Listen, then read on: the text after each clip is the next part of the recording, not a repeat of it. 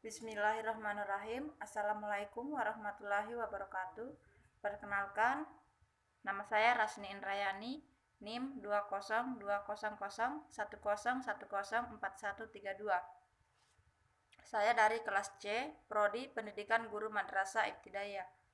Baik, di sini saya akan menjelaskan mengenai konsep produksi, distribusi, dan konsumsi. Yang pertama ada produksi. Pengertian produksi. Produksi dapat dibedakan menjadi dua, yaitu dalam arti sempit dan dalam arti luas. Dalam arti sempit, yang dimaksud produksi adalah setiap kegiatan atau usaha untuk menghasilkan barang, sehingga jika tidak ada wujud barang yang dihasilkan, maka kegiatan itu tidak masuk produksi. Sedangkan dalam arti luas, yang dimaksud dengan produksi adalah setiap kegiatan atau usaha untuk menciptakan atau meningkatkan nilai kegunaan suatu barang. Yang kedua, faktor-faktor produksi. Yang pertama, sumber daya alam. Yang kedua, sumber daya manusia. Yang ketiga, sumber daya modal. Dan yang keempat, keterampilan atau skill. Yang selanjutnya, distribusi. Pengertian distribusi. Distribusi adalah semua kegiatan untuk menyalurkan atau memindahkan barang dari produsen ke konsumen. Produsen adalah mereka yang menghasilkan barang atau jasa, sedangkan konsumen adalah mereka yang menggunakan atau memakai barang atau jasa. Dalam kenyataan hidup, produsen dan konsumen tidak selalu ada di wilayah yang sama.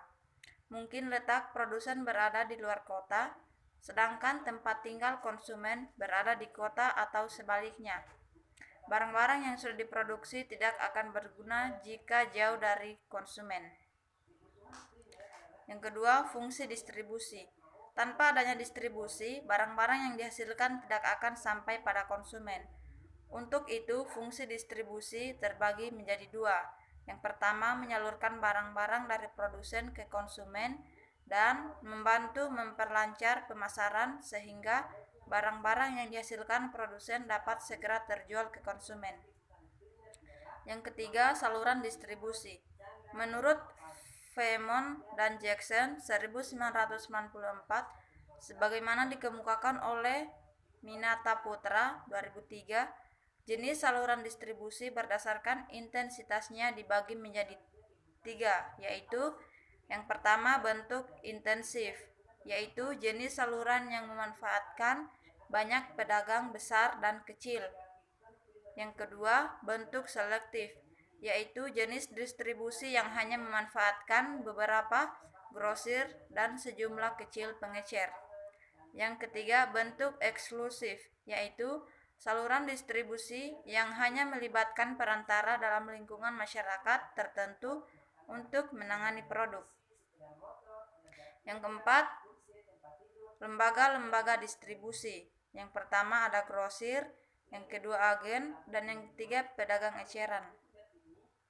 Dan yang kelima, alat-alat distribusi. Yang pertama ada alat pengangkut, alat penyimpanan, dan yang terakhir alat promosi. Selanjutnya, konsumsi. Pengertian konsumsi. Konsumsi adalah tindakan manusia untuk mengurangi atau menghabiskan guna suatu barang. Selama masih hidup, manusia memerlukan konsumsi, baik yang tinggal di daerah pedesaan maupun yang tinggal di perkotaan. Setiap hari manusia mengkonsumsi baik yang berupa barang atau jasa. Berkurang atau hilangnya guna barang karena digunakan untuk memenuhi kebutuhan. Barang dan jasa merupakan alat untuk memenuhi kebutuhan manusia. Yang kedua, faktor-faktor yang mempengaruhi orang melakukan konsumsi. Ada beberapa faktor yang mempengaruhi besar kecilnya konsumsi seseorang. Yang pertama, tersedianya barang-barang yang dibutuhkan. Banyak sedikitnya barang yang akan dikonsumsi akan mempengaruhi konsumsi seseorang. Apabila barang yang tersedia jumlahnya sedikit, maka mereka akan berusaha mengurangi konsumsi. Yang kedua, harga barang.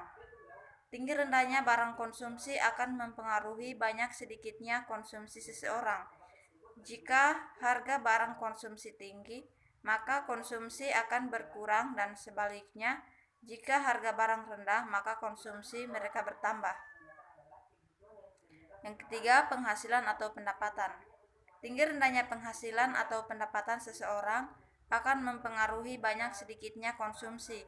Jika seseorang memiliki penghasilan tinggi, artinya orang tersebut memiliki daya beli yang banyak, sehingga mereka mampu membeli barang dalam jumlah yang banyak, sehingga konsumsi juga banyak.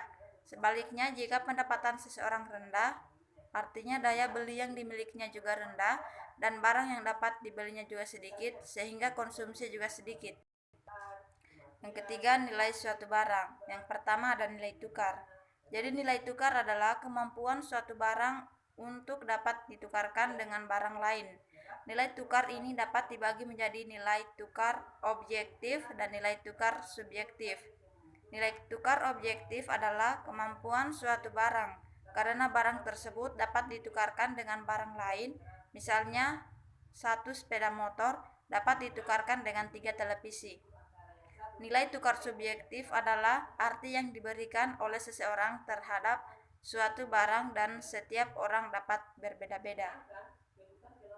Yang kedua ada nilai pakai. Nilai pakai adalah kemampuan suatu barang untuk dapat dipakai dalam rangka memenuhi atau memuaskan kebutuhan manusia.